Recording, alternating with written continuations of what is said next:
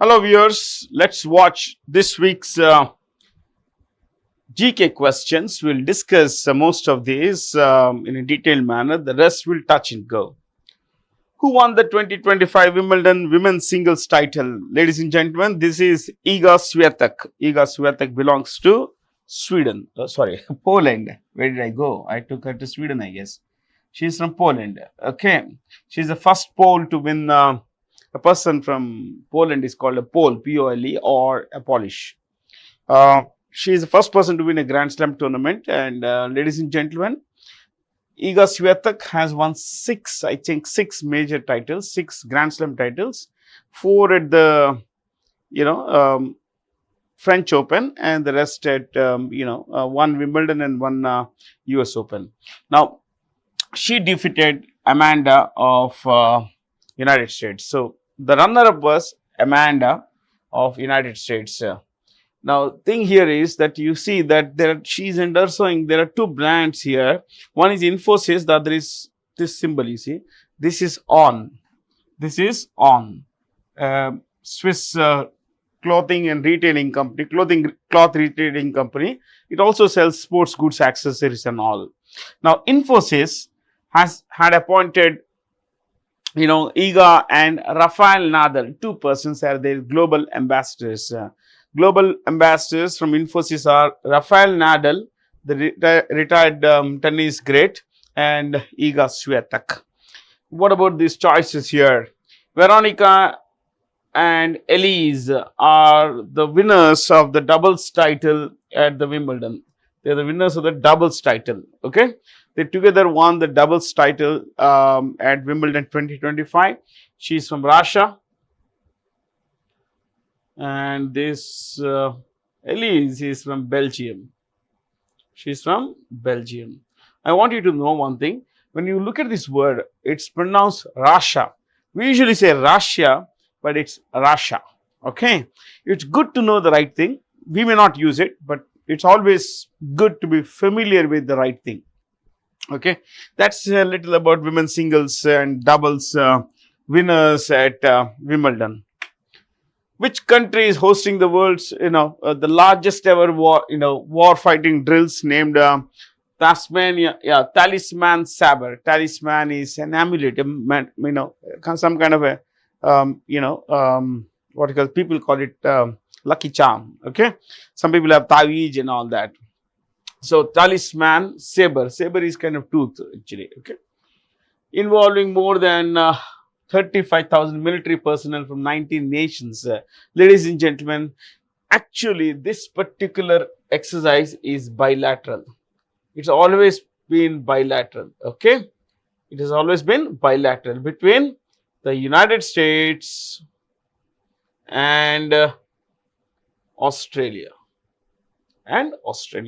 But this sometimes they invite others as well, and this time they have invited 17 other countries. That includes United Kingdom, France, Singapore, India, Thailand, New Zealand, Canada, all these countries. Okay, the major target of all these countries is, you should know, this one.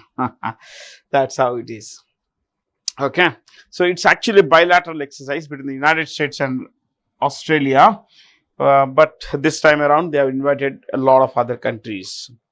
Okay. Whom of the following individuals was nominated to the Rajya Sabha by President Draupadi Murmu? See, the Rajya Sabha has 245 members. Okay, 245, of which 233 are from the states and union territories. States and union territories. Coming to the 12, 12 are nominated by the President of India. See, these are nominated, but remember the names from the, that go to the President are always recommended by the Prime Minister. That's a Council of Ministers led by the Prime Minister. So, and who are these 12? Usually people who have contributed a great deal to science and technology in whatever their domain they are. Literature, arts, it could be cinema, it could be sport, whatever. Okay, so out of 245, 233 come from different states and union territories, of which the max come from, I think, Uttar Pradesh. 31 from Uttar Pradesh. So 31 Rajya Sabha MPs come from Uttar Pradesh. And remember, the Rajya Sabha can never be dissolved. The Lok Sabha can be dissolved, but the Rajya Sabha can never be dissolved. It's a permanent house. And one more thing is, the Rajya Sabha is always presided over by a chairman who is the Vice President of India. So the Vice President of India is the ex officio chairperson of the Rajya Sabha. Okay, whoever is the Vice President automatically becomes the chairman of the Rajya Sabha. Now, what you need to understand here is that right now there is no Vice President. We have Jagdeep Dhankar, who has resigned. Consequently, the Rajya Sabha also does not have a presiding officer. And the Rajya Sabha's presiding officer is the only presiding officer who is not a member of the House. The Lok Sabha's presiding officer is called Speaker, and the Speaker is a Lok Sabha MP. But in the case of Rajya Sabha, presiding officer, that's a chairperson. The chairperson is not a member of the House. Yeah. And one more thing, since we are on the subject,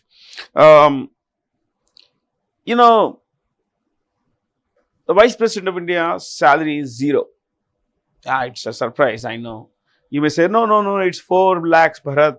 It's not 0, it's 4 lakhs per month. Ladies and gentlemen, please know that as the Vice President of India, the salary is 0. But as a chairperson of the Rajya Sabha, the salary is 4 lakh rupees per month. Okay? Only in their capacity as the Vice President of India, in their capacity as the Vice President of India, they get 0 per month. There is no salary, but a lot of perks, of course.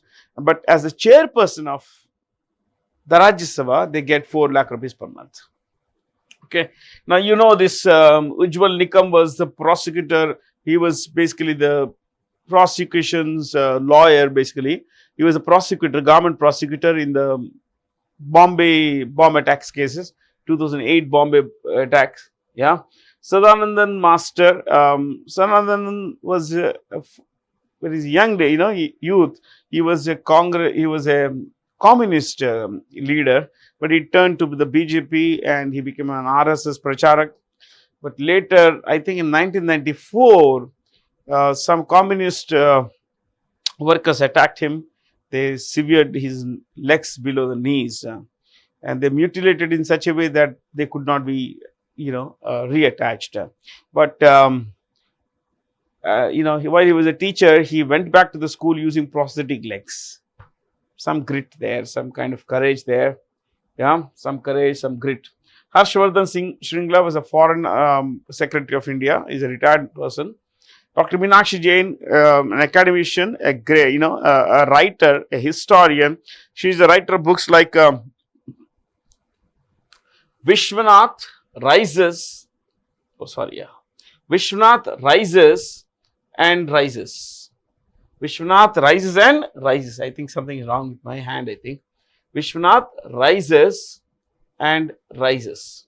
The eternal story of Kashi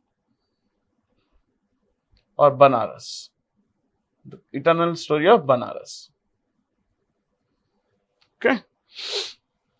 So, this is a book, Vishwanath Rises and Rises, the eternal story of Kashi. And one more thing, she's written books like The India They Saw. The India They Saw is a collection of observations of foreigners visiting India. In the medieval times, a lot of foreigners came to India, 15th and 17th centuries. How they saw India, what they saw, their recollections in their books are summed up in her book called The India They Saw. The India They Saw. Which city is New Karnak Bridge? Was recently renamed Sindoor Bridge after Operation Sindoor. It's quite an old bridge, but recently they remade it and inaugurated it. It's in Mumbai. I'm not going to discuss this. Okay. But why don't you look at this? Bombay initially had 7 islands. 7 islands, but under Project Hornby, Project Vellard. It's called Project Vellard. Find out what is this Project Vellard. Bombay was made into what it is today. One unified mass, no islands except the small ones. Kolaba, Malad, Warli, Mahim. These are all islands. They were fused together under this project called Project Velard. So, what is the project? Please find out. According to the latest Forbes list, which is the top country of origin for foreign-born Indians, foreign-born billionaires in the US, India. India has about 12 billionaires in the US. 12. The richest of these 12, of course, this is all, please understand, what we discuss now could change in a week or tomorrow or, sometime in the days to come. But as of now, the richest Indian, they're a person of Indian origin. He is basically an American citizen. This is Jay Chaudhary. He's worth a little around $14 billion, something like that. Okay. So you have people like Vinod Khosla, who is a co-founder of Sun Microsystems and also a venture capitalist now. Then there is Rakesh Gangwal. Rakesh Gangwal, ladies and gentlemen, he is a co-founder of Indigo Airlines. So you have Satyanarayan Nadella, Chairman CEO of Microsoft. You have Sundarajan Pichai, CEO of Alphabet and Google. So plenty of these guys. Okay. So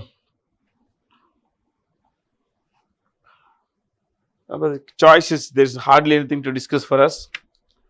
But you see, if you look at Taiwan, they have one billionaire who is born in Taiwan. His name is Jensen Huang.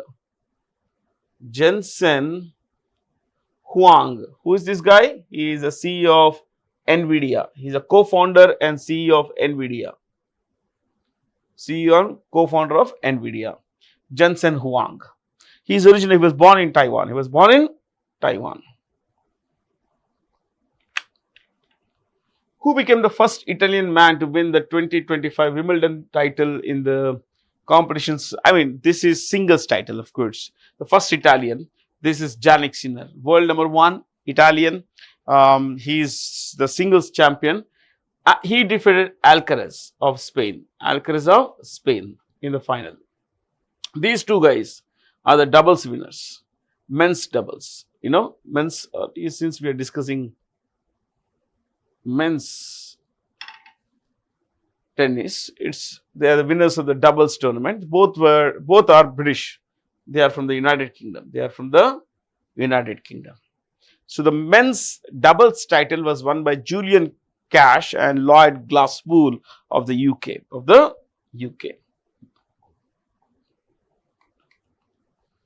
Dash military landscapes have been inscribed on the UNESCO World Heritage List, becoming India's 44th heritage property to receive this recognition. Ladies and gentlemen, Maratha landscapes. There are 12 Maratha military landscapes which have been recognized by UNESCO as global heritage. And these are, you can see here, these 12 I can count for you. Some of these are hill forts like Salher, Shivneri, Lohgarh, Raigad, Rajgarh, Ginji. Okay, these 1, 2, 3, 4, 5, 6. Then a hill forest fort, Pratapgarh, 7. Hill plateau fort, Panhala, 8. A coastal fort, 9, Vijayadurg. And island forts like Khanderi, Suvarnadurg and Sindhudurga. So that will be 10, 11, 12. All 12 have come. So these are the 12 forts that have been included in the UNESCO, World Heritage Sites. Okay, and all of these are basically Maratha forts. Think of it, my friends. These are there across. So the Marathas adapted themselves according to the landscape, and that's why they could succeed for such a long time. Smart, hardworking, and greatly adaptive, as you can see here. Sanjay Kaul is a managing director and is a new managing director and CEO of Gift City Company Limited. Gift, as you know, is Gujarat International Finance Tech. Gujarat International Finance Tech. TEC. It's in Gandhinagar. Okay. Now, it's basically kind of no tax zone kind of thing. Yeah. National Stock Exchange was started in 1993. We will discuss only three now, two more. One is NSE, the other is BSE. National Stock Exchange, 1993. It is India's biggest stock exchange by turnover. Biggest stock exchange by turnover. Ladies and gentlemen, this was, this is of course in Bombay, and it's run by Ashish Kumar Chauhan. Ashish Kumar Chauhan. Ashish Kumar is one word and Chauhan. Ashish Kumar Chauhan is a CEO of National Stock Exchange. Okay. Now coming to the Bombay Stock Exchange, this is the oldest stock exchange in Asia. 1875, 9th July 1875 is when it was established. Okay. So 1875 would make it the oldest stock exchange in India. Of course, it's in Bombay, Mumbai. One more thing you need to know is that this was meant only for Indians. That's why originally it is called the Native, Native, Native Stock and Share Brokers Association. The Native Stock and Share Brokers Association. See, the use of the word native simply means it was meant for Indians. Okay. The Native Stock and Share Brokers Association is the original name of, the Bombay Stock Exchange, and it's run by who's CEO Sundar Ramamurthy. Sundar Ramamurthy. Okay. Sundar Ramamurthy. Okay, we got a lot here. Chalo, since we are on the subject, Exim Bank, what is that? Export Import Bank of India, headed by Harsha Bangari. Harsha Bangari.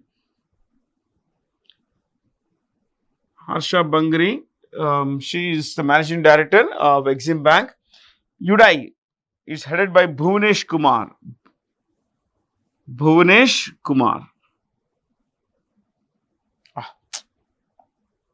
I think I'll just Bhuvanesh Kumar. In some places you may not find this A here. Don't worry too much about it. Okay. So that's a bit about these organizations here. UDAI is Aadhaar organization. Who is the new CEO and MD of Life Insurance Corporation of India? Life Insurance Corporation of India was started in 1950s. In fact, there were 245 private insurance companies. Of these 245, all of these 245 companies, private insurance companies were merged first. Before that, they were nationalized. The government of India took over all these 245 private life insurance companies, nationalized them and merged them. And they created LIC. One LIC is the result of 245 private life insurance companies. Right now, its chairperson is R. Dorai Swami. What about the choices here? Ashok Chandra, he is the CEO of what is that? Punjab National Bank. Anil Kumar Lahoti, TRAI, TARI, TRAI, Telecom Regulatory Authority of India. Shiv Subramaniam F. Raman is the chairperson of PFRDA, which, as you know, is the Pension Fund Regulatory and Development Authority. Challa Srinivasan Setti is SBI chairperson. Okay. Which country has successfully launched its first fully government funded communication satellite, Drawer 1, from Cape Canaveral? This is in Florida. This is America's main rocket launch center of NASA, of course, and you should know it's like our Satish Dhawan Space Center, which is in Sriharikota, Andhra Pradesh. Satish Dhawan Space Center is India's #1 rocket launch center. It's in Sriharikota, Andhra Pradesh.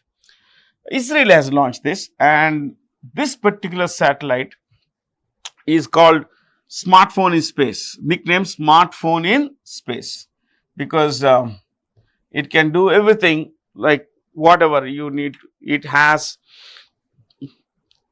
most advanced camera and communications equipment. One more thing you need to know, it's a geostationary satellite. A geostationary satellite is, it's picked at one point above the earth. Let's say on earth it's about Israel. This satellite will move as the earth moves, like this, okay, like this. So it is stationary with respect to single point on earth, and that is why it can give complete view of what is happening around Israel and what is happening inside Israel, to the policymakers. This is launched by SpaceX, and on board their rocket Falcon 9. Who has become the first woman Director General of the Railway Protection Force? Ladies and gentlemen, IPS officer Sonali Mishra. Only one thing I can tell you is it was started in the 1872. Can you believe this? The Railway Protection Force was started in 1872. So, pretty few years after the railway started in India, the Railway Protection Force started, whose primary job is to ensure the protection of railway property, including locomotives, tracks and stations, plus passengers on the property. Passengers and staff. The reason, the others you don't need to know. Name the joint exercise conducted off Chennai. Off Chennai means in the sea, basically. Off Chennai coast by Indian Coast Guard and Japan Coast Guard. Jamata. It is the Indian Coast Guard is headed by Paramesh Sivamani.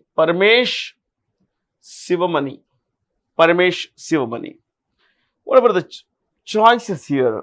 Malabar. It's usually held. It was started between as a bilateral naval exercise between India and the United States. Now it's the 4 Quad countries. What are the 4 Quad countries?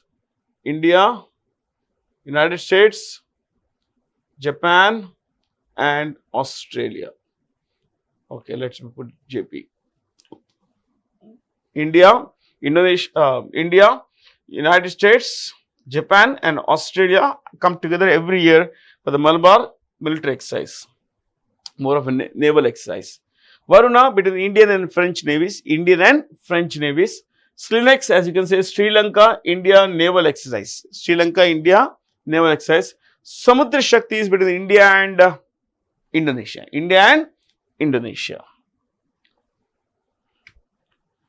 Name the world's oldest marathon, also known as Turban Tornado, who died recently in a hit and run case.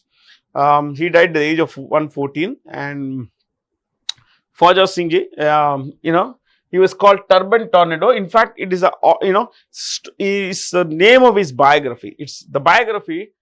Turban Tornado was written by the great Khushwant Singh, one of India's finest writers, journalists, historians. Khushwant Singh, of course, is dead. He died 11 years back. One of the finest writers, great sense of humor, exceptional understanding of the Indian psyche. Please read his books. Okay. Muhammadu Buhari, who passed away recently, is a former president of Nigeria. Nigeria, my friends, is the most populous country in Africa. Nigeria, he was the president between, I think, 1983, first time around, 1983 to 85, and 2014, I think, 2015 to 2023,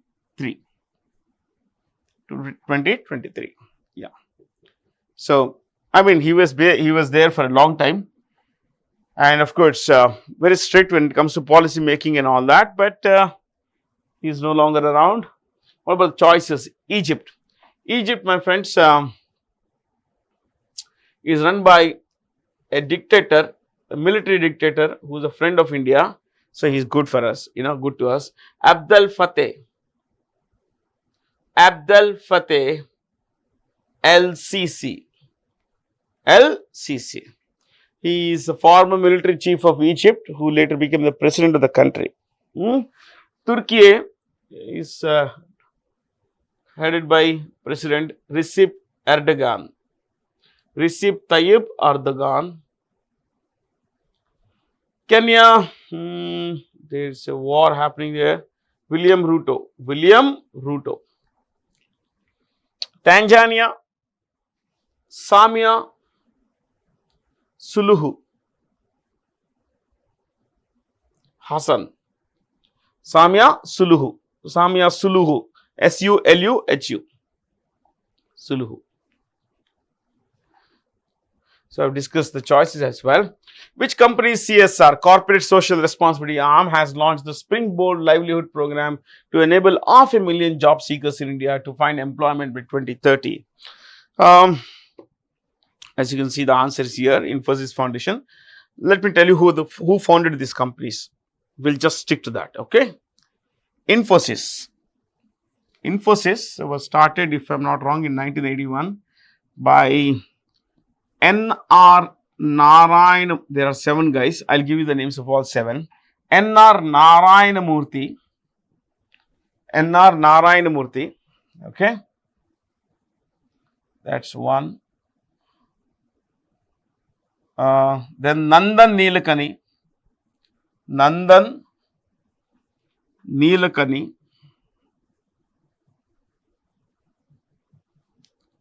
N.S. Raghavan.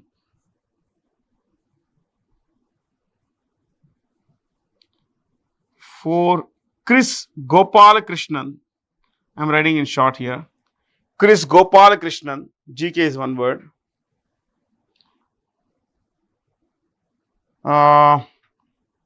S. D. Shibulal.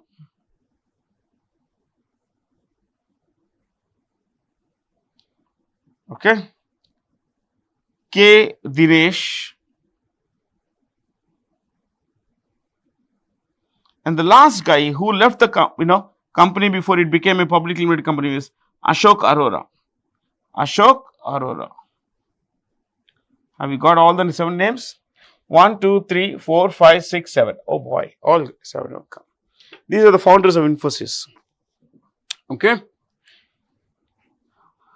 I won't tell you anything new, only the old stuff here. HCL, Hindustan Computers Limited, was started by Shiv Nadar. Shiv Nadar. He started this in the late 1970s. Yeah. 77, 78 he started. He is nicknamed the father of India's computer industry. Father of India's computer industry. He is also India's biggest philanthropist. Wipro. Wipro was started by Ajim Premji. Ajim Premji's father. We all have heard of Ajim Premji. He is the chairman emeritus of Wipro. His son Rishad Premji is the chairman of Wipro. But Ajim Premji's papa, his name was Muhammad Hashim. Muhammad Hashim. He started this company in 1945. Can you beat this? 1945. But in those days, it was not a technology company. It was more of a edible oil manufacturer, soap bar manufacturer, everything. Yeah. So that's Wipro. But when he started this company, he named it Western India. Western India Vegetable Products Limited. That's the full name of Wipro. What is it? Western India Vegetable Products Limited. Yeah, sounds weird, nah? Yeah. Reliance Industries. Reliance Foundation was started by, of course, these guys, the descendants of Dhirubhai Ambani's family. Dheeraj Lal Hira Chand Ambani. He started Reliance. 1957, if I'm not wrong. 77, they put up a world-class textile mill and everything. But Reliance Industries was started by Dheeraj Lal Hira Chand Ambani. As is the case with Gujaratis, they use the word Bhai. Okay, after the first name. His name was Dheeraj Lal, so he became Dhiru Bhai. Hira Chand is dad's name. That's how it is. Ambani surname. TCS, Tata Consultancy Services. Tata Consultancy Services, my friends, was started in 1968 by the great J.R.D. Tata. Yeah, I wonder why did I write like this? I'm going to elaborate the names. J.R.D. Tata. This is Jahangir, Ratanji, Dadabhai Tata. In some places you may find Dadabui, which is Bhai. Okay. Jahangir Ratanji Dadabhai Tata. He started this company in 1968. He received the Bharat Ratna in 1992. And when it was started, Fakir Chand Kohli was the first CEO. Basically, there was no position called CEO. He was the general manager. Fakir Chand Kohli. And he is called the father of India's software industry. Sorry, guys. Father of India's software industry. Okay. Yeah. So much we have discussed, my friends. Isn't it fun to learn things? Artificial Intelligence Appreciation Day is observed in India on 16th July. It is like, the idea is without artificial intelligence, life would be tough. Life would be boring. Life would not be the same. Now, in what way? That's something that you can find on your own, basically. July 11th is World Population Day. World Population Day. July 14th is the French Republic Day. It's called the, storming of the Bastille. There was a jail. Protesters stormed it, overran the prison, and then they freed the political prisoners. Okay. That is 1789, if I'm not wrong. And you look at this. I want you to know this. This is the International Nelson Mandela Day, or Nelson Mandela International Day, or simply put, Nelson Mandela Day. He was born on this day. And there is one more thing. 18th July for me is the day on which Intel Corporation was founded. Intel, one of the world's largest chip companies. Intel Corporation. It was started on 18th July 1968, and it was started by two persons, Robert Noyce, Noyce, and Gordon Moore, Moore. There was a third guy called Arthur Rock, but let's put him aside. Robert Noyce, Noyce, and Gordon Moore. So Moore, Moore, and Noyce, Noyce, they wanted to start the company with the name NM Electronics, but someone had already taken it. So Noyce, Moore would not go. So they wanted to call it, they wanted to get another name, but someone else had taken that name.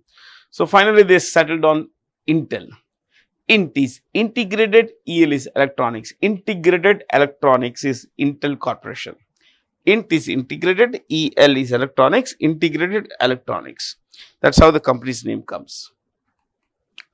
NPCI International Payments Day has expanded the UPI payment, now real-time payment of corridor between India and Singapore.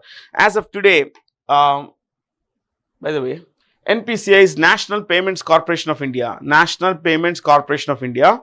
This is more or less a joint venture between the RBI and about little over 10 public sector banks, 10 banks in India. Together they are called the IBA. What are they?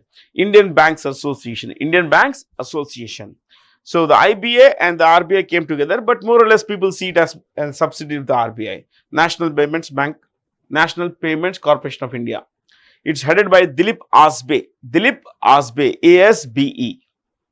And as of today, 7 countries have accepted UPI. What are the 7 countries? I'll take you there. 1, Singapore. Okay. 2, Sri Lanka. 3, Nepal. 4, Bhutan. 5,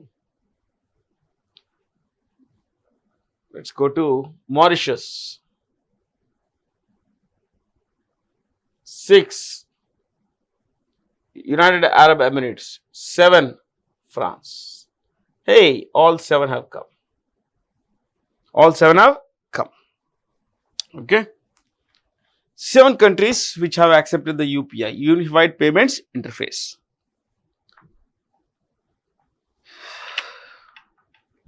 Identify the correct statements regarding the recently approved Pradhan Mantri Dhan Dhanya Krishi Yojana. All, in fact, its basic idea is to promote crop diversification away from wheat and rice, and of course that's through sustainable agriculture practices. So look at it, it has been given 24,000 crore rupees, but this is spread across 100 districts. Okay, it's not a, see, there are 36 new schemes, 36 existing schemes, so this will become a component of those schemes. That's the idea, nothing more than that. Yaktan village has officially become India's first digital nomad village. I was so surprised learning about this. So it's a tiny village in Sikkim, East Sikkim. So, and what is it doing? It's actually asking people that if, oh, you are a freelancer, you're a remote worker, you have work from home, why don't you come over and stay here? Yeah. So they actually have what, they have opened their arms to remote workers, freelancers, digital entrepreneurs and all. The idea is, these guys say we have all the infrastructure you want. High speed internet you want, we have that. We have co-working spaces, we are eco-friendly, we have very clean, hygienic environment, clean sanitary surroundings, and pretty inexpensive place. So, and all this is through Paisa that has come from the Sikkim government and Asian Development Bank. It's a joint venture. Amazing, no? Isn't it? Yeah. So, Sikkim's chief minister is, Sikkim, by the way, is India's smallest state by population. It is headed by Prem Singh Tamang. Prem Singh Tamang. In some places, you may find his name to be Gole, which is his nickname. Prem Singh Gole is Prem Singh Tamang. Arunachal Pradesh, India's least densely populated state, is headed by Pema Khandu. Pema Khandu, that's the CM. Mizoram, Laldu Homa. CM is Laldu Homa.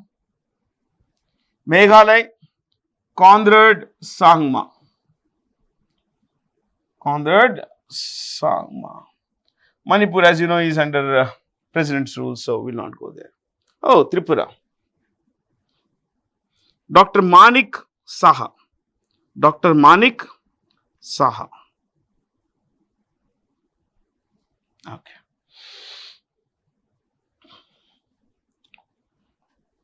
Till 1975, Sikkim was not a part of India. So, in 1975, Sikkim, which was a kingdom, a Buddhist, independent Buddhist kingdom, became a part of India in 1975. Which state has recorded a total production of nearly 49 lakh tons of potatoes to emerge as India's top producer of processed potatoes. These are not for direct use for us, by us ordinary people. I mean, our household use. This is for French fries, aloo tikki, processed food and all that. So, Gujarat is number one. But overall, the biggest producer of potatoes is Uttar Pradesh. Number one is Uttar Pradesh. Overall producer of potatoes is Uttar Pradesh, but when it comes to processed potatoes, meant only for the market and everything, it's Gujarat. Which is the world's largest producer of potato? China. China. Ranks should not have dots. India, number 2. Third is Ukraine. Top 3 in the world. Top 3 in the world.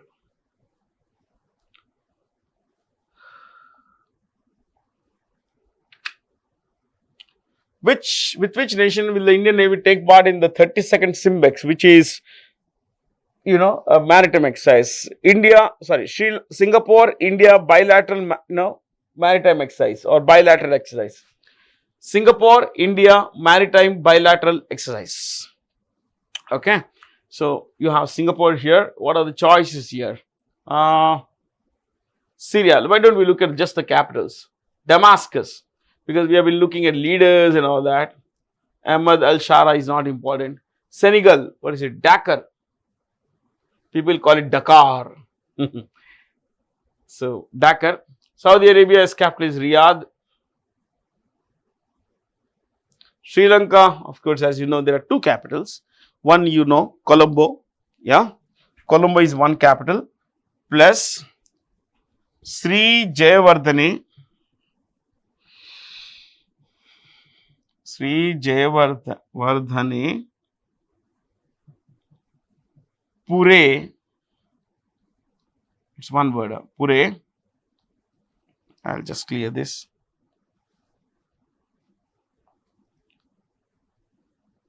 Kotte. Yeah, that's one place. It's actually a suburb of Colombo where the garments administrative staff sits. Sri Jayavardhanepure Kotte. Singapore, of course, the capital is Singapore City. It's headed by the Prime Minister is, I think, Lawrence Wong. Lawrence Wong. So, the new chairperson of the National Financial Reporting Authority is Nitin Gupta. What is the job of the National Financial Reporting Authority? The job is, main function is to monitor and enforce compliance with accounting standards. A lot of companies do, creative accounting practice, bring in creative accounting practices, siphon of funds. So the job of this particular company organization is to ensure that companies, public sector companies, private companies, all sorts of anyone who is registered, unregistered also, registered under the company's law has to follow certain standards. That's the job of the NRFA. NFRA. I'm so sorry. It's Nitin Gupta who is the chairperson, and these three are the members. These three are members of the organization. Okay. The National Finance Reporting Authority. Meet Yulia Surichenko. Yes. So, Yulia, my friends, she is the new Prime Minister of Ukraine. She's the new Prime Minister of Ukraine. You should know that she succeeds Denis Shmyhal. Don't worry about him. Okay. And the president is a guy called Volodymyr Zelensky. Volodymyr Zelensky. Belarus. Since we're talking of leaders, chalo, the president is Alexander Lukashenko. Alexander Lukashenko. That's the president. He has been around for nearly 30 years now.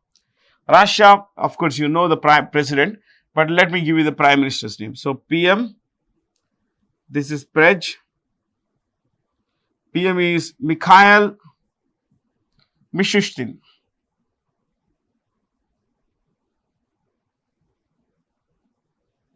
Poland, Prime Minister Donald Tusk. TUSK. Ukraine, okay. Lithuania has a president. Her name is Gitanas Nausėda. Gitanas Nausėda. So we got all of them.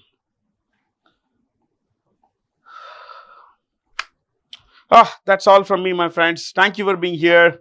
Have a lot of fun. Stay curious.